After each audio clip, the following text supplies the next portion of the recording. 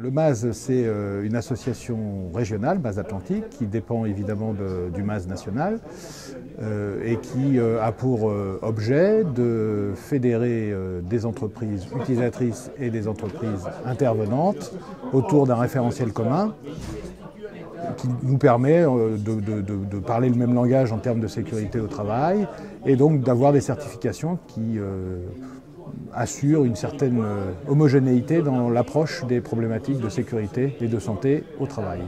L'association a pour principal objet de certifier, donc de délivrer un certificat MAS aux entreprises qu'ils souhaitent. Donc on les accompagne à partir du moment où elles décident de s'engager dans la démarche, via d'abord nos employés. Nous avons 2 salariés qui permettent d'accomplir les premiers pas dans la démarche MAS, du conseil, on va dire, de mise en place.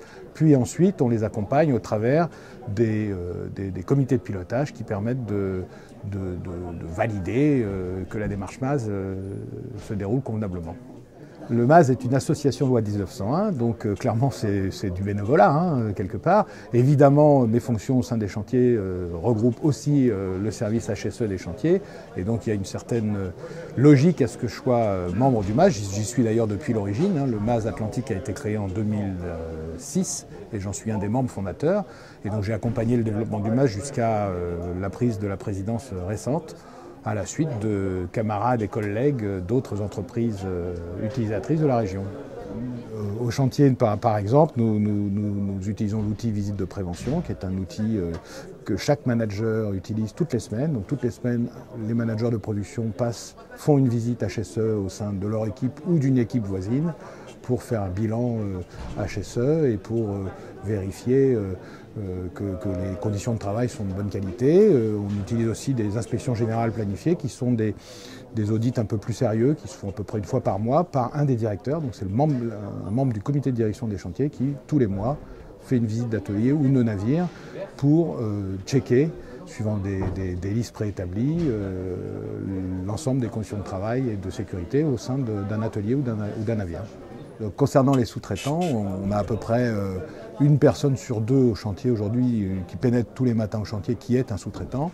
Les sous-traitants sont concernés pour l'essentiel par le MAS et 70% des effectifs sous-traitants sont aujourd'hui dans une entreprise qui est ou engagée ou certifiée MAS.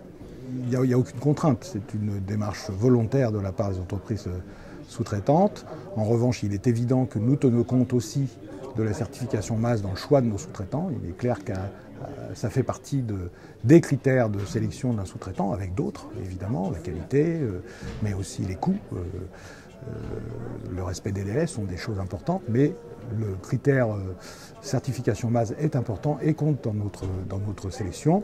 Et par ailleurs, ce n'est pas le donneur d'ordre qui impose des mesures de sécurité, ce sont bien les entreprises elles-mêmes qui se les imposent, entre guillemets, elles-mêmes, pour faire progresser la sécurité.